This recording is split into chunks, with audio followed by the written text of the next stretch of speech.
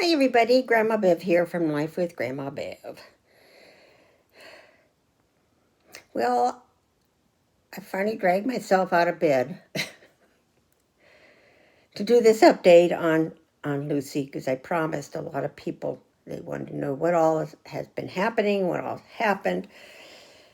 So rather than try to repeat the story many times, I'm going to just do it now. Anyway, last I spoke with you, it was Wednesday, late Wednesday. And Wednesday afternoon. And we were supposed to go pick her up at 6 o'clock and bring her home for the night to spend with us. And then yesterday morning, Thursday, take her back to the vets where they could put, the IV back in, the fluids back in her because she's so dehydrated. And perform other things, check other things because they still weren't totally sure. They had, suspicions, of course. Excuse me. Well, by the time we went to pick her up, we had gotten another call from the doctor saying that she wasn't really doing well and that she felt we should take her up to the emergency hospital. So that right away puts a panic in me because every animal we've taken to the emergency hospital hasn't come home with us. So she told us to think about what we wanted to do, and then when we picked her up, we could either do the arrangements to take her up there, so we would be an ambulance transport virtually. So we went to pick her up. Of course, we had decided, well, it'd be better for her probably to stay on the fluids all night rather than bring her home here and stuff. So we went and picked her up and got to, spend time in the car with her going up there in a brand new building. I mean, huge new animal veterinarian emergency services building. They just moved in a week ago, so it's going to be a real state-of-the-art facility once they get more specialists into their complex. Anyway, we got her there, and they took her right away to tuck her in for the night, as they put it. And they had us sitting in a room waiting while they would bring us the bill, the estimate, because they figured she'd be in there 2 to 5 days. So we're waiting and waiting and waiting and waiting. And 45 minutes later, Bob finally goes out looking for somebody. So, have we been forgotten or what? Well, no, they were doing the switchover of doctors. So they were doing the rounds where the new ones coming on, the new shift would go see each patient, and the doctor going off shift would update them. So, okay, that's cool. Why didn't you just tell us that to begin with? So they finally come in, and this guy, I don't know what he was supposed to be, a tech or what, but he knew nothing. Anything we asked him, he just kind of, So they gave us this estimate of what it would cost between for 2 to 5 days. All this estimate of different things that would be done to her. And we had to pay for the lowest it would be. And then, if they didn't end up doing everything, they'd refund us and, the blah, blah, blah stuff. So they said they would call us yesterday, Thursday, let us know how she's doing. So finally, after Bob got home from golf, he said, I'm calling him because, we haven't heard a thing. Don't they think, we're waiting anxiously, wondering? So he calls and they said, oh, well, there's going to be a specialist coming in to do an ultrasound on her. And they'll call you back after they get the results of that. Call you around 5. Finally, around 6:30, Bob calls, and the doctor goes, "Oh, I was just trying to call you," right? It's like, I don't understand. People are waiting, sitting around. I mean, this is like a child to us. So the doctor goes on to explain they took more ultrasounds of her kidneys, and as suspected from the original ultrasound at the previous vets, her kidneys were, or they were, I think it was her kidneys, something was full of stones. And the one they could definitely, some had definitely gone into her urethra. So when this guy did the real intensive one, I thought it would be intensive. He says, the one kidney is totally shot. The other kidney, of course, isn't real healthy, but she would need to have the other kidney removed. Now we're talking about putting a little cat who now weighs 6 pounds through the hell of having a kidney removed. But then they couldn't be sure, though, that the other kidney was strong enough to keep her going, because they couldn't tell because they knew that one had stone in it too. And they didn't know if it had gone down into their other urethra. The only way to tell would be if they did one of those dye things where they put dye in and things light up, right? So, Bob says, well, can you do that there? And he says, well, no, you'd have to take her to a specialist over in Seattle. Now, we're talking about like at least a 2-hour transport for her. Picking her up at the vets, taking her over to Seattle, going through all that mess of traffic over there. And then they'd do it, and they'd be able to see. And that would probably be a couple of $1,000s, right? On top of the $600, they already added on without checking with us first.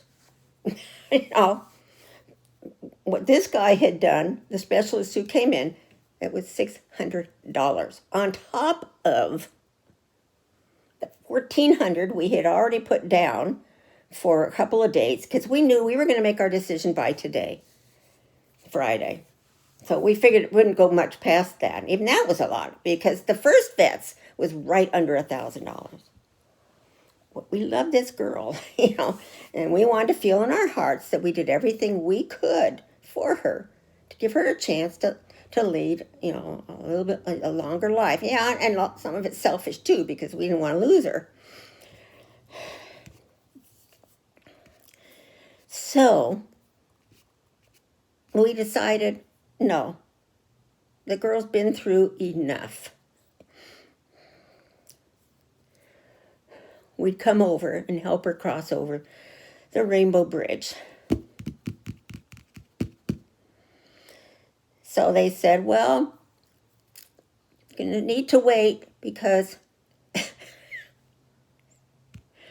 it was around the 7 o'clock hour, like the previous night, when they do the switching over of the guards, right, or the doctors.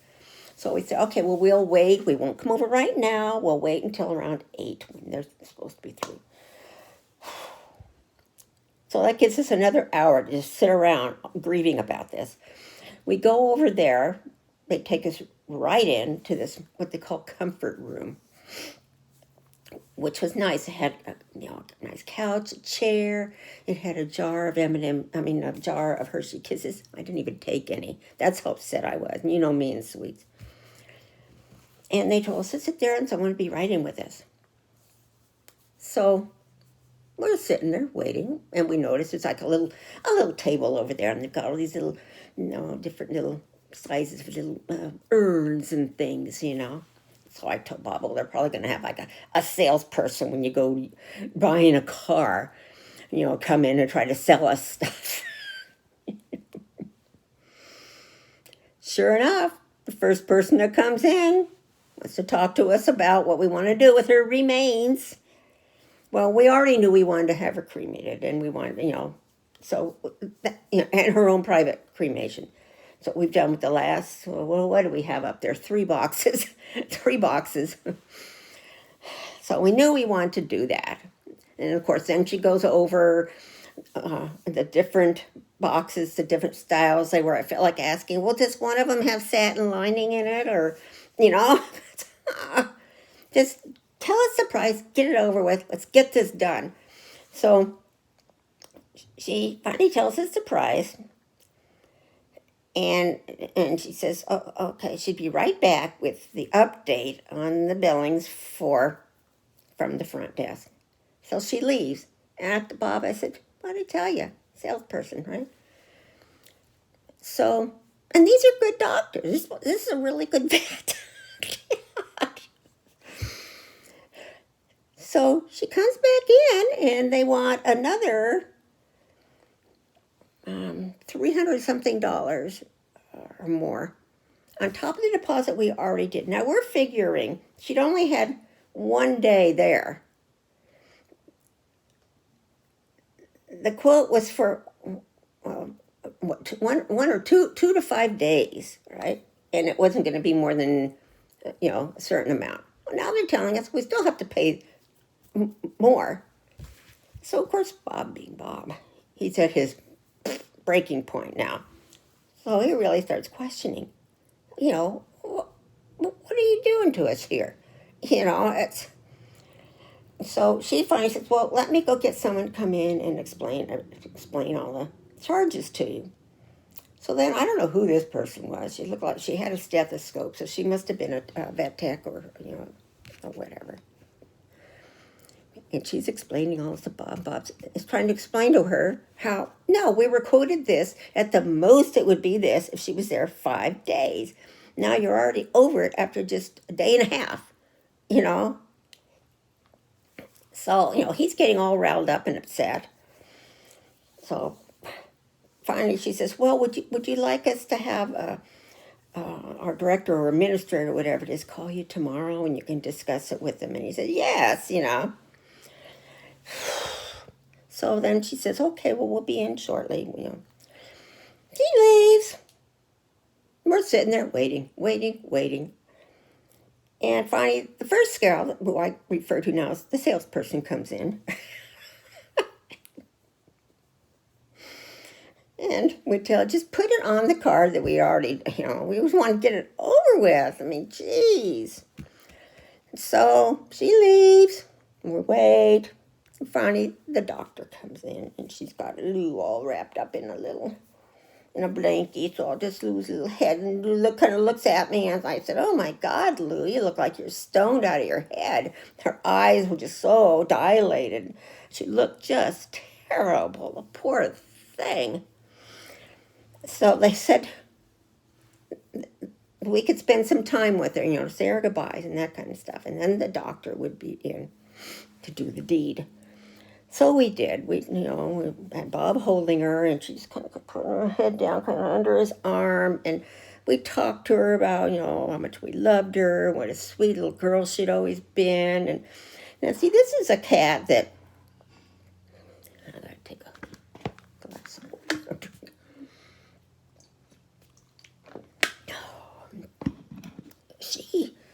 We got her at Paws, which isn't too far from here, about maybe a 20-minute-and-a-half-hour drive. Well, she had come from a shelter over in the ocean, which is like 2.5 hours from here, 3 hours. And her story was that her people who she was living with, they decided they had too many animals, and they needed to get rid of one. And she was the chosen one. She was about a year old. So the poor little thing, she has her, what she thinks is forever home, and she's transported over. And we had references on her because there are 2 Paws facilities. We went in the one Paws facility, and the one woman was saying, she says, let me tell you, there's a cat up at the other one who is the sweetest cat. She says if she could have more kittens, she'd adopt her. So we went up to the other one, and I looked for her, and I spotted her, and okay, came with good references. So we brought her home. We told her, now you are with us for your whole rest of your life. You're never going to be sent anywhere else again, to live anywhere else. So she came home to Bailey. What was Bailey? Let's see. I don't know. Well, she treated him like a little 2-year-old sister would treat her upper siblings, and but until he left her, she took over Bob's lap from Bailey, she was the smartest thing, within a day or two she knew her name. Even up till now, he'd be talking about her, and she'd do it. She'd know, So apparently she'd been feeling sick for quite a while. And of course, how do we know? So she had to have been in a lot of pain with those stones. You know what us humans go through with the stones. So in taking one look at her, it's like, no, we can't put this little thing through more. And we probably still have the same outcome. Remove her kidney. What, are they going to give her a transplant? I might be more apt to try that. No. Anyway, I held her for a while too. I took a few pictures. So at the end of this, I'm going to attach some pictures of throughout her life. And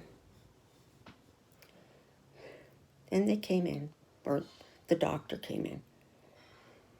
And she had, the syringes and all these things, and I'm thinking, oh, jeez. And so she says, do you have any questions? And I said, well, yeah, I want to know, once you give her that shot, does her heart contract and give her pain, or what, is it painful?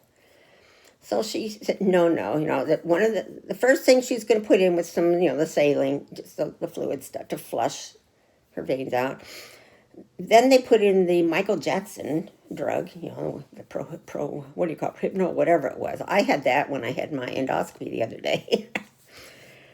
So she would go in kind of a slumber, a nice, deep, comfortable sleep. And they put a few more of the flushes in to get it really in her system. And then they would put the deadly drug in, and she would not feel a thing, and it would just take seconds.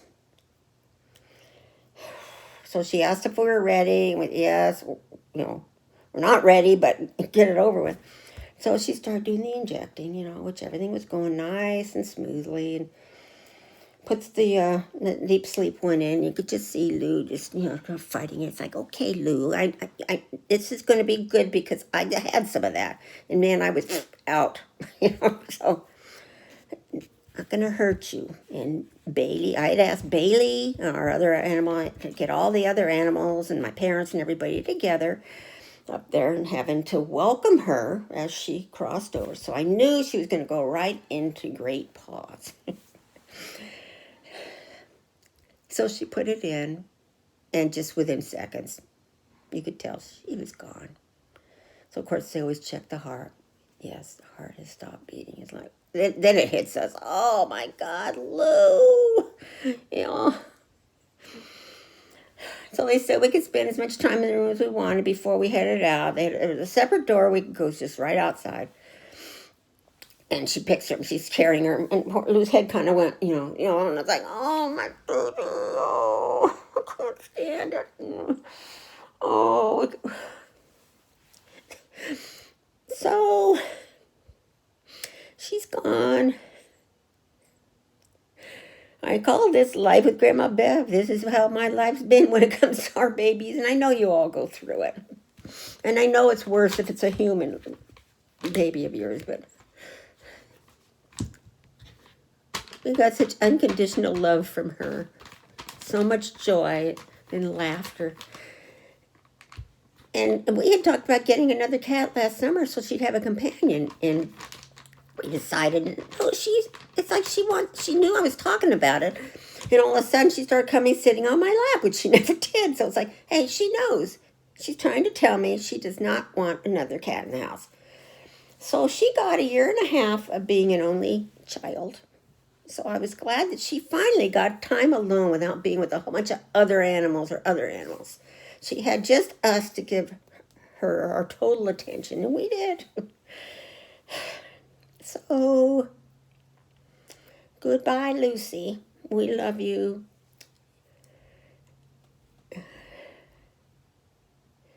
Tomorrow night, Saturday night happy hour is canceled. I'm not in the mood for anything. I've been in depression since Wednesday, and I know me. It'll take me a while to get out of it. So again, I want to thank you, everybody. We had overwhelming response for the post that we posted about her asking for prayers. I realized that people liked her so much. And I have a Kitnip box over here that we hadn't opened yet because I was waiting for her to be in a better mood. So I love you all. This is such a good community of people, and I'm so happy I have at least you guys, that I can kind of vent to. But I really need to get off here now. So I love you all. Bye. And rest in peace, Miss Lucy.